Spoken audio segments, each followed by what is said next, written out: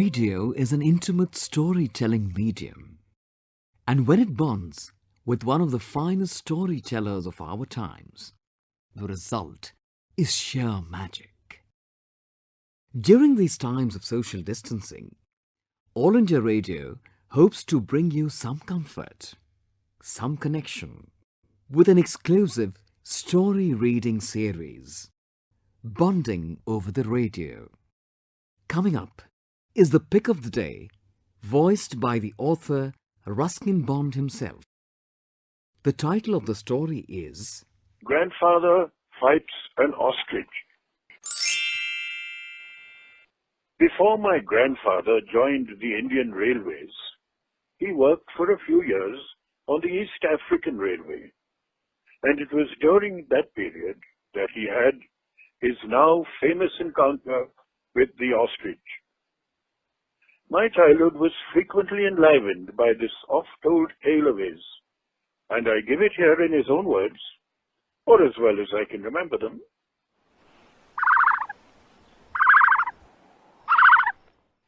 While engaged in the laying of a new railway line, I had a miraculous escape from an awful death. I lived in a small township, but my work lay some 12 miles away, and I had to go to work, to the work site and back, on horseback. One day my horse had a slight accident, so I decided to do the journey on foot, being a great walker in those days.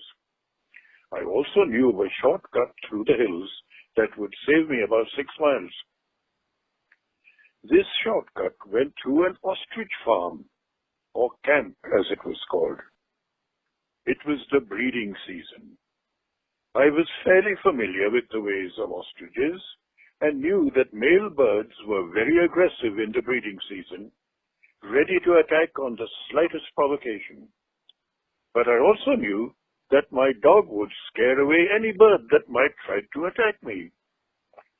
Strange though it may seem, even the biggest ostrich, and some of them grow to a height of 9 feet, will run faster than a racehorse at the sight of even a small dog. So I felt quite safe in the company of my dog, a mongrel who had adopted me some 2 months previously. On arrival at the ostrich camp, I climbed through the wire fencing and, keeping a good lookout, dodged across the open spaces between the thorn bushes. Now and then I caught a glimpse of the birds feeding some distance away. I had gone about half a mile from the fencing when up started a hare. In an instant my dog gave chase.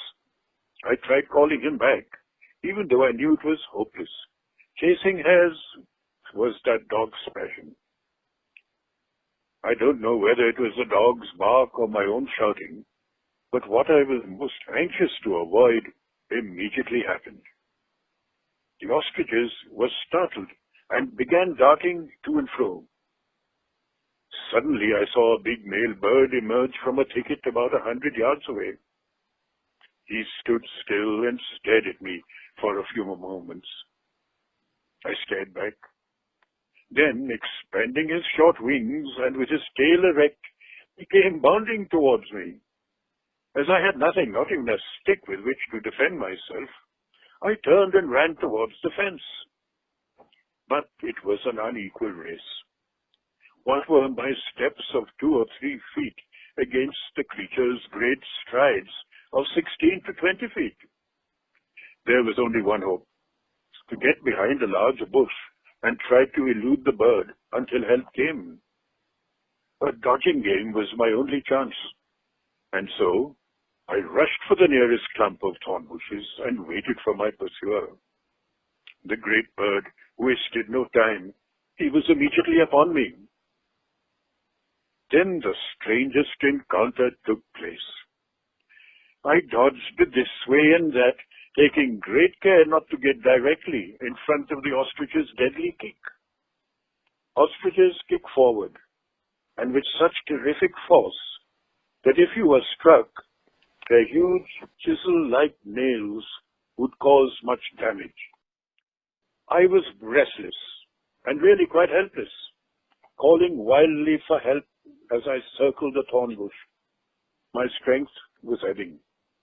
How much longer could I keep going? I was ready to drop with exhaustion. As if aware of my condition, the infuriated bird suddenly doubled back on his course and charged straight at me. With a desperate effort, I managed to step to one side. I don't know how, but I found myself holding on to one of the creature's wings, quite close to its body. It was now the ostrich's turn to be frightened. He began to turn, or rather waltz, moving round and round so quickly that my feet were soon swinging out from his body, almost horizontally. All the while the ostrich kept opening and shutting his beak with loud snaps. Imagine my situation as I clung desperately to the wing of the enraged bird. He was whirling me round and round as though he were a discus thrower, and I the discus. My arms soon began to ache with the strain, and the swift and continuous circling was making me dizzy. But I knew that if I relaxed my hold even for a second, a terrible fate awaited me. Round and round we went in a great circle.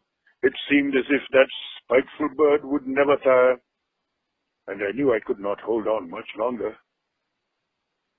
Suddenly, the ostrich went into reverse.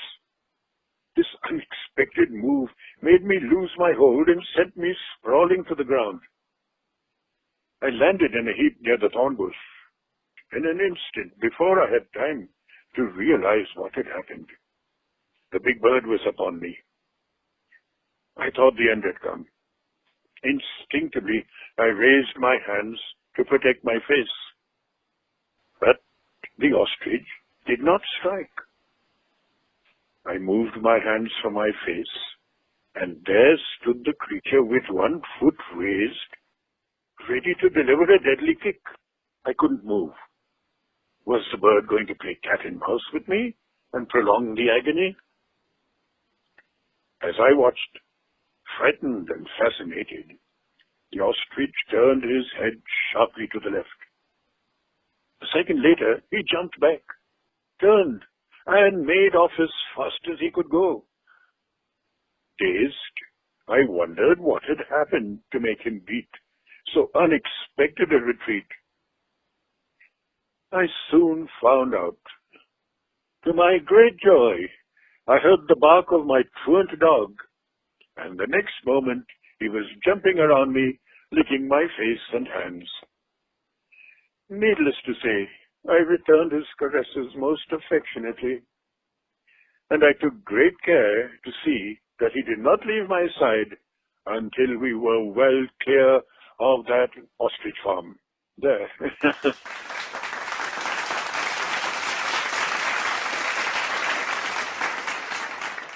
The story you read today was very visual, almost as if one was watching a film. I see. Do you visualize the stories like a film before writing them down? I mean, is it like your craft? No, you said it in a nutshell. I always do that. Well, most of my stories, I write them in my head. I sort of visualize the story as you would see a film. So when I sit down to write it, all I have to do is put it into interesting words and sentences and, make it readable. But the story is already written in my head, regardless of whether it's purely fiction or, in this case, based on an actual incident. My grandfather would often tell the story. Achha, this is a real family story. Yes, it is. Of course, I had to embellish it a bit. What was your grandfather's name? His name was William Henry Clark. Clark spelled C-L-E-R-K-E. It was, I think the French spelled it that way. Okay. C-L-E-R-K-E. So he was in most of his life in the Indian Railways. He was a carriage maker. In those days, making the compartments, the carriages. Interesting. He never taught me to make a carriage. No, he passed away when I was very small. What else do you remember about your grandfather? Was he a good raconteur? This is my maternal grandfather, mother's father. Yes, he's the one who used to tell us these animal stories, because he also kept a large variety of pets. Tomorrow I'll get one of those out.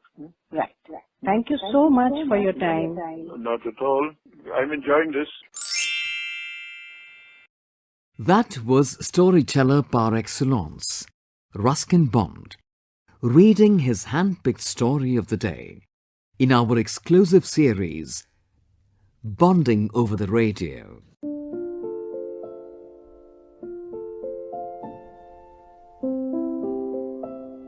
Ruskin Bond needs no introduction. Much loved by generations for his enduring and inspiring writing, he's an iconic and prolific literateur, honoured with the Padma Bhushan and Sahitya Akademi Awards. Some of his works that have been adapted for film and television series include Junoon, Susanna's Seven Husbands, Saat Khoon Maaf, The Blue Umbrella, and Ek Tha Rusty, a presentation of the Central English Features Unit. This came to you from the External Services Division of All India Radio.